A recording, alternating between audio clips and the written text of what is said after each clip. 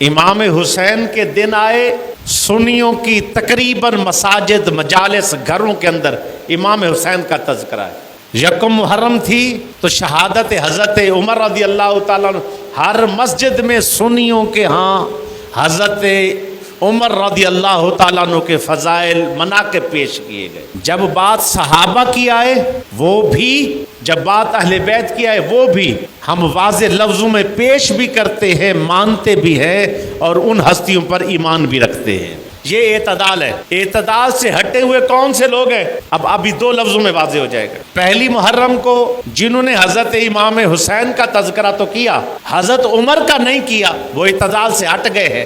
وَجَعَلْنَاكُمْ أُمَّةً وَسَطًا میں وہ شامل نہیں ہے۔ اور جنہوں نے پہلی محرم کو اپنی مساجد کے اندر اپنے روڈوں پر جلوس نکالے حضرت عمر کے حوالے سے، اور اس کے بعد پھر جب 8، 9، 10 محرم آ رہا ہے یا آ پہنچا ہے تو ان لوگوں کی مسجدوں کو تالے ہیں، نہ کوئی محفل، نہ کوئی جلسہ، نہ کوئی جلوس، کوئی چیز بھی نہیں ہے۔ جب نہیں ہے تو یہ اعتدال والے نہیں ہیں، ایک طرف والے ہیں، ایک طرف گھٹا رہے ہیں، ایک طرف بڑھا رہے ہیں۔ وہ لوگ ہیں، آپ دیکھیں گے نہ سیرت کا جلسہ، نہ میلاد کا جلسہ، کسی صحابہ کی شان کا جلسہ، نہ ان کے نام 10 محرم میں امام حسین حسین حسین حسین حسین، بس ایک ادھر گیا ایک ادھر گیا۔ آیا سنی ناز کر، قرآن سے ثابت ہے وَجَعَلْنَاكُمْ أُمَّةً وَسَطًا، اعتدال میں رہنا ہے، میانہ روی اختیار کرنی ہے۔ آئے 12 ربیع الاول تو نبی کے نام کے جھنڈے، پورا سال میلاد ہی میلاد،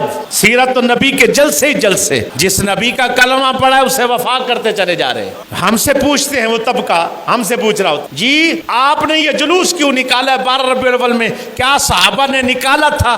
میں کہتا ہوں پہلی محرم کو آپ نے جھنگ کے اندر حضرت عمر کے نام کا جلوس نکالا، صحابہ نے نکالا تھا؟ صحابہ نے نکالا تھا؟ تو جواب آتا ہے جی وہ ہم رد کر رہے ہیں۔ ہم نے کہا ہم بھی رد کر رہے ہیں۔ کہتے ہیں ہم تو اس طبقے کا رد کر رہے ہیں جو حضرت عمر رضی اللہ تعالیٰ عنہ کی شان گھٹاتے ہیں۔ ہم نے کہا ہم بھی ان کا رد کر رہے ہیں جو حضور کی شان گھٹاتے ہیں۔